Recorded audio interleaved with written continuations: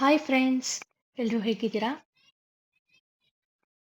ಇವತ್ತು ನಾನು ಸಿಂಪಲ್ಲಾಗಿ ಎಗ್ ಫ್ರೈಡ್ ರೈಸ್ ಮನೇಲೆ ಹೇಗೆ ಮಾಡೋದು ಅಂತ ತೋರಿಸ್ಕೊಡ್ತಿದ್ದೀನಿ. ಸಿಂಪಲ್ಲಾಗಿ ಮಾಡ್ಕೊಬೋದು. ಫಸ್ಟ್ ಬೇಕಾಗಿರೋ ಇಂಗ್ರೀಡಿಯೆಂಟ್ಸ್ ನೋಡ್ಕೊಳ್ಳೋಣ. 2ರಿಂದ 3 ಟೇಬಲ್ ಸ್ಪೂನ್ ಅಷ್ಟು ಎಣ್ಣೆ ಹಾಕ್ಕೊಳ್ಳಿ, ಎಣ್ಣೆ ತೆಗೆದಿಟ್ಕೊಳ್ಳಿ. ಮತ್ತು ಒಂದು ಈರುಳ್ಳಿ ಸಣ್ಣದಾಗಿ ಕಟ್ ಮಾಡಿ ಇಟ್ಕೊಳ್ಳಿ. ಮತ್ತು ಅರ್ಧ ಕ್ಯಾಪ್ಸಿಕಮ್ ಸಣ್ಣದಾಗಿ ಕಟ್ ಮಾಡಿ ಇಟ್ಕೊಳ್ಳಿ. ಸ್ವಲ್ಪ ಶುಂಠಿ ಬೆಳ್ಳುಳ್ಳಿ ಪೇಸ್ಟು, 4 ಮೊಟ್ಟೆ,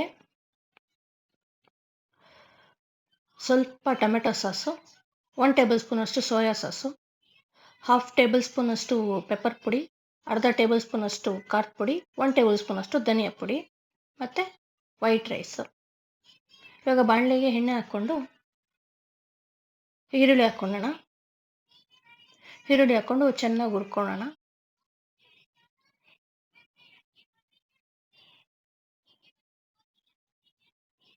ಮನೇಲೇ ಮಾಡ್ಕೊಳ್ಳಿ ಫ್ರೆಂಡ್ಸ್, ತುಂಬ ಹೆಲ್ತಿಯಾಗಿರುತ್ತೆ.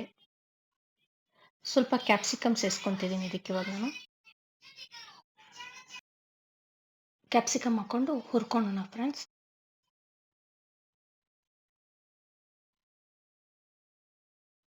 ಇವಾಗ ಸ್ವಲ್ಪ ಶುಂಠಿ ಬೆಳ್ಳುಳ್ಳಿ ಪೇಸ್ಟ್ ಸೇರಿಸ್ಕೊತಿದ್ದೀನಿ. ಇದಕ್ಕಿಂತ ಜಾಸ್ತಿ ಕ್ವಾಂಟಿಟಿ ನೀವು ಮಾಡ್ಕೊಬೋದು. ನಾನಿಲ್ಲಿ ಕಡಿಮೆ ಕ್ವಾಂಟಿಟಿಯಲ್ಲಿ ಮಾಡ್ಕೊತಾ ಇದ್ದೀನಿ. ಫಸ್ಟ್ ಟೈಮ್ ಮಾಡೋರು ಸ್ವಲ್ಪ ಮಾಡಿ ಟ್ರೈ ಮಾಡಿ, ಚೆನ್ನಾಗಿ ಬಂತು ಅಂದರೆ ಮತ್ತೆ ಟ್ರೈ ಮಾಡಿ. ಇಲ್ಲಿ 4 ಮೊಟ್ಟೆ ಸೇರಿಸ್ಕೊತಿದ್ದೀನಿ.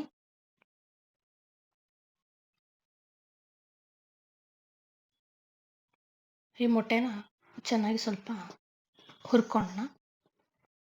ಇದಕ್ಕೆ ಸ್ವಲ್ಪ ನಾನು ಇವಾಗ ರುಚಿಗೆ ತಕ್ಕಷ್ಟು ಉಪ್ಪು ಹಾಕ್ಕೊತಾ ಇದ್ದೀನಿ. ಅನ್ನಕ್ಕೂ ಉಪ್ಪು ಹಾಕಿರ್ತೀವಿ, ಸೊ ನೋಡ್ಕೊಂಡು ಹಾಕ್ಕೊಳ್ಳಿ. ಖಾರದ ಪುಡಿ, ಪೆಪ್ಪರ್ ಪುಡಿ, ಧನಿಯಾ ಪುಡಿ ಹಾಕ್ಕೊಂಡು ಹುರ್ಕೊಳ್ಳೋಣ.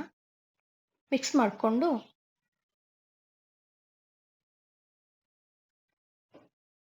ಹೀಗೆ ಮಿಕ್ಸ್ ಮಾಡ್ಕೊಂಡಾದ್ಮೇಲೆ ವೈಟ್ ರೈಸ್ನ ಅದಕ್ಕೆ ಹಾಕ್ಕೊಂಡು ಮಿಕ್ಸ್ ಮಾಡ್ಕೊಳ್ಳೋಣ ಫ್ರೆಂಡ್. ಅನ್ನ ಬಿಸಿ ಇರಲಿಲ್ಲ, ಸೊ ಕೈಯಲ್ಲೇ ನಾನು ಇದನ್ನು ಮಾಡ್ತಾಯಿದ್ದೀನಿ. ಹೀಗೆ ಅನ್ನ ಹಾಕ್ಕೊಂಡು ಕಲಿಸ್ಕೊಬೇಕು ಫ್ರೆಂಡ್ಸ್. ಚೆನ್ನಾಗಿ ಮಿಕ್ಸ್ ಮಾಡ್ಕೊಳ್ಳಿ, ಕಡಿಮೆ ಉರಿಯಲ್ಲೇ ಮಿಕ್ಸ್ ಮಾಡ್ಕೊಳ್ಳಿ. ಇವಾಗ ನಾನು ಟೊಮೆಟೊ ಸಾಸು ಮತ್ತು ಸೋಯಾ ಸಾಸು ಹಾಕ್ಕೊಂಡು ಚೆನ್ನಾಗಿ ಕಲಿಸ್ಕೊಬೇಕು. ತುಂಬ ಚೆನ್ನಾಗಿರುತ್ತೆ ಫ್ರೆಂಡ್ಸ್. ಕಲರ್ ನೋಡಿ, ಕಲಿಸ್ತಾ ಕಲರೇ ಚೇಂಜ್ ಆಗೋಗುತ್ತೆ. ತುಂಬ ಚೆನ್ನಾಗಿರುತ್ತೆ. ನೀವು ಒಂದ್ಸತಿ ಮನೇಲಿ ಟ್ರೈ ಮಾಡಿ. ಇವಾಗ ನಾನು ಇದನ್ನು ಒಂದು ಪ್ಲೇಟ್ಗೆ ಸರ್ವ್ ಮಾಡ್ಕೊತೀನಿ friends.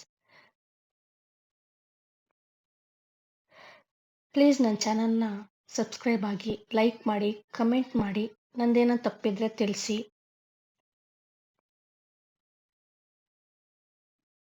Thank you for watching my video.